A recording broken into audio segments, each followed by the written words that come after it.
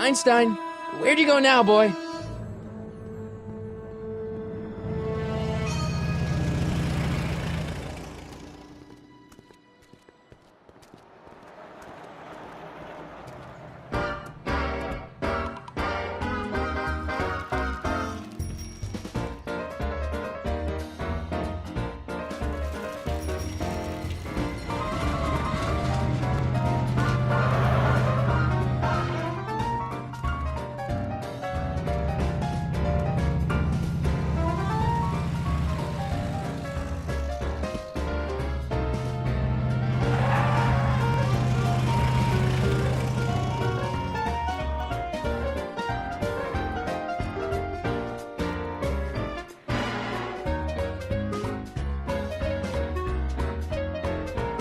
Young man! Excuse me, young man! Who, me? You're the only man in the street, and I'm looking for a man-in-the-street reaction. Naturally, you know about the explosion that destroyed this illegal gin establishment. I read about it, yeah.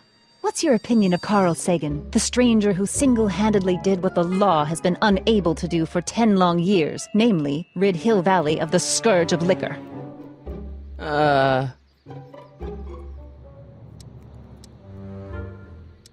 You can mark me down as a supporter.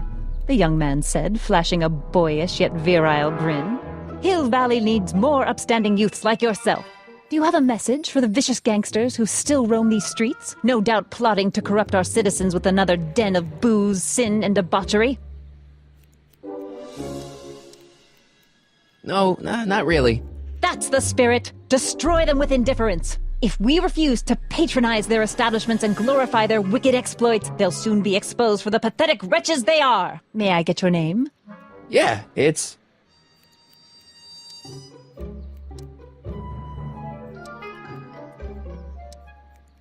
Harry Callahan.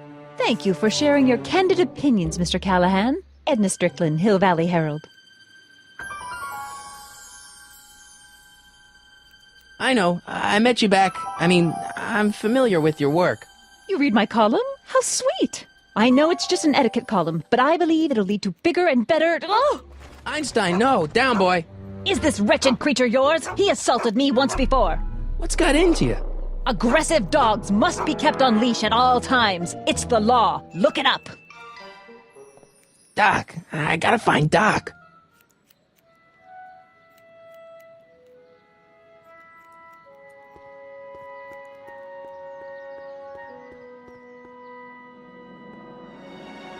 I guess this is where the speakeasy burned down. How'd Doc ever get mixed up in that?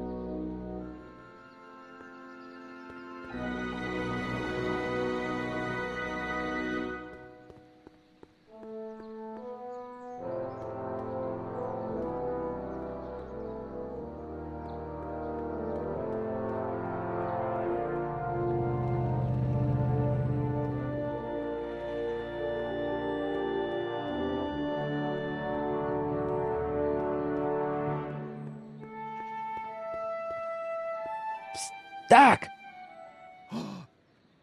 Marty! Doc! What are you doing here? You sent for me, Doc. I did? When? May 14th, 1986. 1980? The automatic retrieval system, of course. I'd almost forgotten about that. So what's our plan for getting you out of here? Plan? We don't need a plan. We don't. Not in the slightest. The police picked me up for that speakeasy fire a couple of weeks ago, but the DA hasn't got a case. They're releasing me tomorrow morning. So basically, I traveled 50 years into the past to deliver your car? Sorry about that, but it's so wonderful to see you. We have a lot of catching up to do. Yeah, you might want to hold off on that, Doc. Great Scott! I'm going to be gunned down by gangsters on the steps of the courthouse. Why would they do that? Guess they didn't approve of my burning down their speakeasy. Very funny, Doc. Maybe now we should come up with a plan? A plan, right. But what? Why don't we tell the authorities? Tell them what? That my friend from the future has proof that I'll be murdered tomorrow? They'd ship us both off to the loony bin. And trust me, you don't want to see the inside of a 1931 insane asylum. Why don't I take the DeLorean, go back in time before you were arrested, and stop you from getting caught in the first place?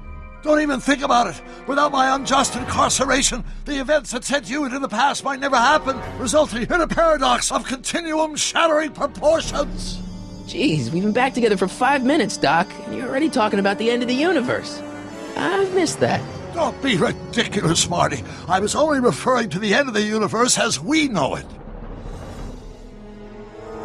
Why don't we try to tough it out? Now that we know what's coming, maybe we sneak it past the gangsters with a bulletproof vest or something. That might work with 1 or 2 bullets, but from the looks of this article, it appears that I'm going to be mowed down in a hail of Tommy gun fire that rendered the innocent stranger little more than a pulpy mass of bones and gristle. Who writes like that? According to the byline, one Edna Strickland. I should have guessed. Hey, maybe I could talk to the gangsters. Tell them they're about to shoot the wrong guy. I don't think the criminals of this era are going to be very receptive to a complete stranger telling them that their secret assassination plan is misguided, do you? Well, I suppose I could just get some dynamite and break you out of jail. No, that's far too dangerous. Not just to me, but to random innocent people in the past. The repercussions could be... That's it! What's it? My rocket-powered drill. You have a rocket-powered drill? Not yet. I haven't built it yet. You've lost me, Doc. Listen, a few months ago, my 17-year-old self sent in a patent application for a rocket-powered drill. I abandoned the project after I never heard back from the patent office, but the prototype should be nearly complete. Great, I'll just run back to your lab and... No, I said nearly complete. You'll need me to help you finish it. How the hell am I supposed to sneak a half-finished rocket-powered drill into your cell? Not me! 1931 me! Wait a minute, Doc. You want me to convince your 1931 self to build a rocket-powered drill to break you out of jail? Precisely! Won't talking to yourself cause, irreparable damage to the space-time continuum or something? It should be fine. I've already invented the idea of the rocket drill. You've just got to goad my younger self into finishing the prototype. How am I supposed to convince your younger self to finish the rocket drill? Just tell him I need to break his older self out of jail? Absolutely not. Whatever you do, you can't tell my younger self anything about time travel. I won't come up with the inspiration for the flux capacitor for another 24 years. Then what am I supposed to... Just be your charming self. From what I remember, I'm a pretty easygoing kid, so enlisting me in a scientific adventure should be a piece of cake. Okay, let's say I go along with this crazy idea. Where can I find you? I mean, the other you. How should I know? It was over 50 years ago. Why don't you go over to the soup kitchen next door and give my house a call? They'll know where to find me. Soup kitchen. Got it. Just stay away from the soup. It'll cause irreparable damage to your digestive system.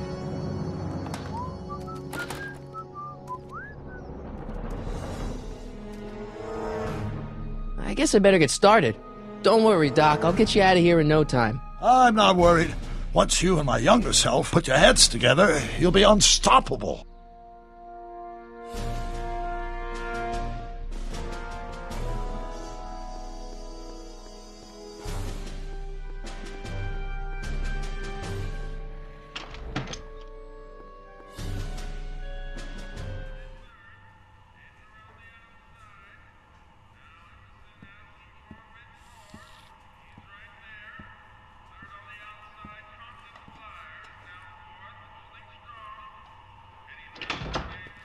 McFly? Biff? Kid? Grandpa? That's Mr. Tannen to you, Artie. What are you doing out here?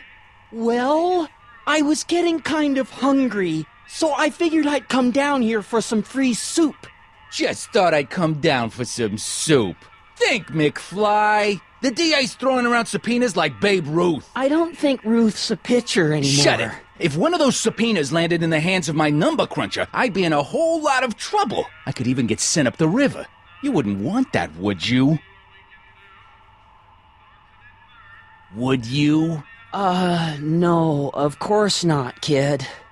All right. That's better. What are you looking at, punk? Keep your eyes on the soup, kid. Well? Well, what? Well, what are you still doing here? Sorry, kid. I'll just run back to the safe house. You do that. And McFly? Yes? That hat's too flashy. You better let me hold on to it. Now scram! You got it, boss. And don't come out until I give you the all clear. I swear, if even one of you mooks could add 2 + 2 without your fingers, I'd dump that wimp into the lake. Hey! Anyway, I'm off to make myself irresistible. Don't let anyone burn down the shop while I'm gone.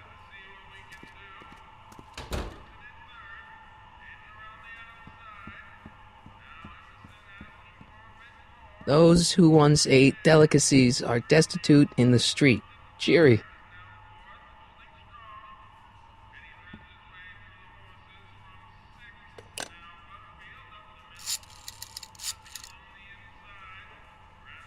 Brown residence? Hi. Do you know where I could find Emmett Brown? Young Master Brown is currently tending to his clerking duties at the courthouse. Who may I say is calling? The courthouse? Doc never told me he worked at the courthouse. I better not talk to him. I don't want to mess up his timeline.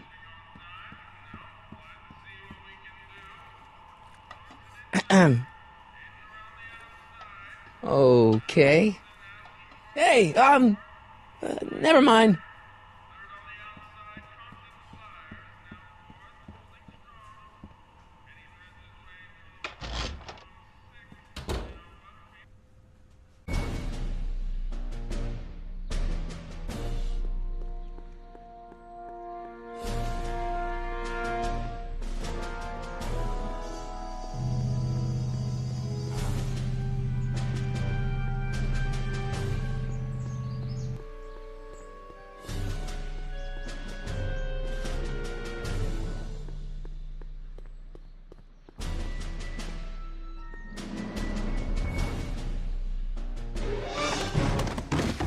Don't touch those! These are very sensitive legal documents. Nobody is supposed to handle them but sworn officers of the court.